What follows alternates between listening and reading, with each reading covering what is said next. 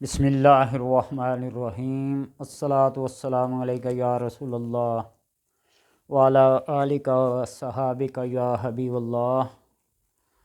اللہم صلی علی محمد وعلی آل محمد وبارک وسلم وصلی علیہ صلی اللہ علیہ یا محمد نور من نور اللہ۔ لوگ کہتے ہیں قرض دینا بے وقوفی ہے اور واپس لینا حکمت و دانائی ہے۔ کسی کو ادھار کے طور پر کچھ رقم دینا، کچھ پیسے دینا، کچھ چیز استعمال کے لیے دینا اور پھر اس سے واپس لینا، یہ بہت بڑے مشکل ترین مسائل ہیں۔ انسان اپنی ہی رقم لینے کے لیے ذلیل و خوار، عاجز و بے بس ہو جاتا ہے۔ ہماری اپنی زبان میں کہتے ہیں نا، ایک نہ دسو سکھ۔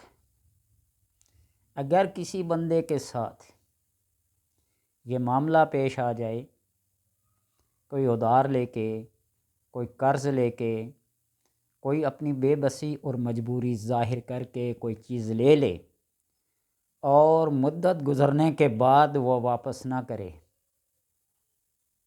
صاحب حال ہو جائے، خوشحال ہو جائے، پھر بھی وہ واپس نہ کرے، تو اس کے لیے پھر جس طرح کہتے ہیں نا کہ انگلی ٹیڑھی کرنی پڑتی ہے گھی نکالنے کے لیے، تو کچھ نہ کچھ ایسی انتقامی کارروائی کرنا پڑتی ہے۔ کوئی ایسا جرگہ، کوئی ایسی محفل، کوئی ایسا FIR یا کوئی ایسی چیز جس کی وجہ سے اس کی ڈوبی ہوئی رقم، اس کا قرض، اس کا ادھار اسے واپس مل جائے۔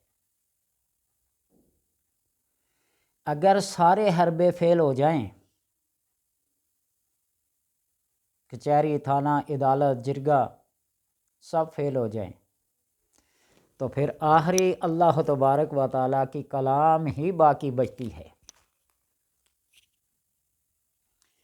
ابھی تھوڑی دیر پہلے میں ایک لاہور کے ایک بہت بڑے ڈاکٹر صاحب کی بات سن رہا تھا، طنز و مزاح کر رہے تھے وہ، لیکن آخر پہ میں نے ان کو کمنٹس کیا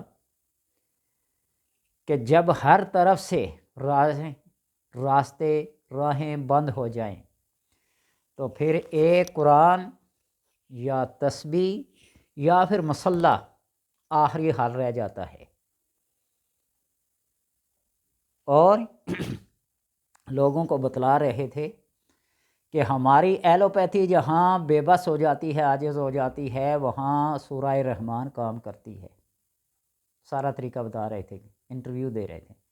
تو بات یہی ہے کہ جب سارے حربے ناکام ہو جائیں، ساری میٹنگز، جرگے، اصلاحی کمیٹیاں، محلے والے، دوست احباب، تو پھر آپ سورہ یاسین کی آیت نمبر 9 وَجَعَلْنَا مِن بَيْنِ أَيْدِيهِمْ سَدًّا وَمِنْ خَلْفِهِمْ سَدًّا فَأَغْشَيْنَاهُمْ فَهُمْ لَا يُبْصِرُونَ، اس کا سہارا لیں۔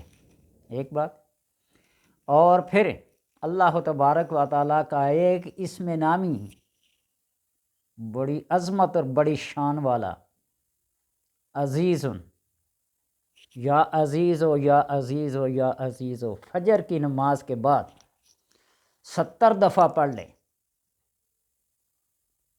اور سورہ یاسین کی آیت نمبر 9 اس کو اٹھتے بیٹھتے چلتے پھرتے پڑھیں، یا اس کو بھی کسی ایک نماز کے بعد عشاء یا مغرب کر لیں، زیادہ مناسب رہے گا۔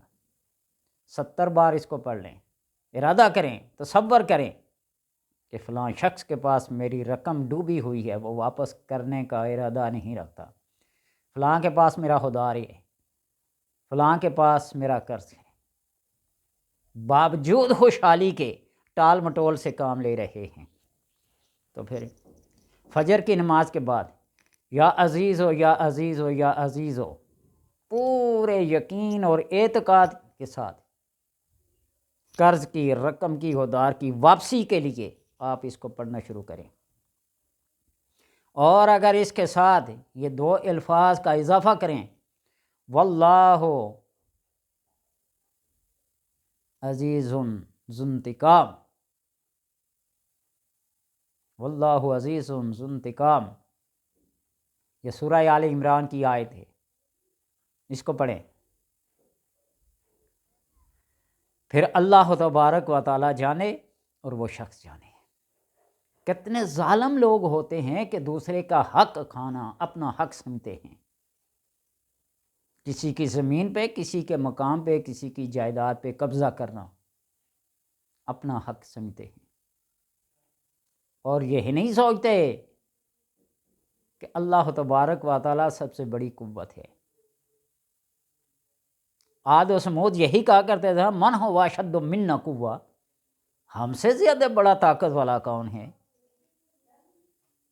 تو اللہ فرماتا ہے، کیا تم کو ہم نے پیدا کیا یا تم نے ہم کو پیدا کیا ہے؟ اللہ سب سے بڑی قوت والا ہے، واللہ شدید العقاب، واللہ عزیز ذو انتقام، واللہ قوی عزیز۔ تو اس لیے وہ ایک بادشاہ نے ایک بوڑھی خاتون کے مکان پر، زمین پر قبضہ کر لیا، کہیں نہر کے کنارے، دریا کے کنارے، بارہ دری کنارے زمین تھی، بادشاہ کو پسند آ گئی، قبضہ کر لیا۔ وہ بیچاری کہیں اپنے کام سے گئی ہوئی تھی، واپس جب آئی تو دیکھا کہ وہ مکان گرا ہوا ہے، وہاں سب کچھ بلڈیز ہوا اور اپنی شاہانہ طرز کی تعمیرات ہو رہی ہیں۔ اس نے آسمان کی طرف منہ کر کے کہا، اے اللہ، میں تو کہیں گئی ہوئی تھی لیکن تو کدھر گیا ہوا تھا؟ تو دانا و بینا ہے، واللہ علیم بذات الصدور ہے، علیم خبیر ہے، سمیع علیم ہے۔ وہ کون سی صفت ہے جو تیرے اندر نہیں ہے؟ بس اس کا اتنا کہنا تھا، میں تو کہیں گئی ہوئی تھی، تو کہاں گیا تھا؟ بس اتنا کہنا تھا، اور بادشاہ کے جسم پر لرزہ طاری ہوا، کپ کپی طاری ہوئی، وہ سب کچھ اس کے حوالے کر دیا۔ کوئی کسی بڑے کا پڑوسی ہو، بڑی دھمکی لگاتا ہے، بڑا کوئی سمجھتے اپنے آپ کو، لیکن اگر کسی کے ساتھ بڑے بڑے تعلقات رکھنے ہیں، اونچے اونچے محلات رکھنے ہیں، بڑی شان و شوکت والوں کے ساتھ اپنے تعلقات رکھتے ہیں، سبحان ربی العظیم اور سبحان ربی الاعلی، سبحانک اللہم و بحمدک، اس سے بڑی عظمت والا کوئی نہیں ہے۔ پھر اپنے تعلقات اس کے ساتھ استوار کرو، پھر دیکھیے کہ دنیا کی وہ کون سی طاقت ہے جو ہم سے اور آپ سے جیت سکے۔ تو لہٰذا آیت نمبر 9، وَجَعَلْنَا مِن بَيْنِ أَيْدِيهِمْ سَدًّا وَمِنْ خَلْفِهِمْ سَدًّا، اس آیت کے کمالات دیکھیں آپ، ایک سے ایک بڑھ کر کمال ہے کہ دشمن کے اندر گر جائیں، اندھے ہو جائیں، نابینا ہو جائیں، پوری دنیا بھی مل کر آپ کو نہیں دیکھ سکے گی، دشمن کے نرگے سے نکل جائیں گے۔ اللہ اس قرض دینے والے کی، لینے والے سب کی راہیں مفقود کر لیتا ہے، بند کر لیتا ہے، آگے سے، پیچھے سے، دائیں سے، بائیں سے۔ اور اللہ کے یہ نام، واللہ عزیز ذو انتقام، یا صرف یا عزیز ہو، یا عزیز ہو 70 بار پڑھے، پھر دیکھیں انجام کیا ہوتا ہے، منتیں کرے گا، ترلے کرے گا۔ اللہ تبارک و تعالیٰ سے دعا ہے کہ ہمارا جو آخری سہارا ہے، جو آخری قوت ہے اور جو آخری پاور ہے، اس کے ساتھ اپنا تعلق قائم اور دائم رکھنے کی توفیق عطا فرمائے۔ یہ اللہ کا وہ مقدس کلام ہے، قرآن ہے، جس کے ساتھ تعلق اگر جڑ جائے تو توڑتا نہیں۔ سورہ ملک کو دیکھ لیں، مرنے والے کو قبر میں جب عذاب ہوگا تو اس کے قاری کو یہ چاروں طرف سے آ کر اس کا دفاع کرے گی، ڈیفینس کرے گی، یہ میرا پڑھنے والا تھا رات کو۔ اور اس کی فضیلت جو آپ صلی اللہ علیہ وسلم نے بتائی، وہ 30 آیتوں والی صورت، دن کو بھی پڑھیں، رات کو بھی پڑھیں، یہ ہر طرف سے تمہاری پروٹیکشن کرے گی۔ اللہ تبارک و تعالیٰ پڑھنے کی توفیق عطا فرمائے۔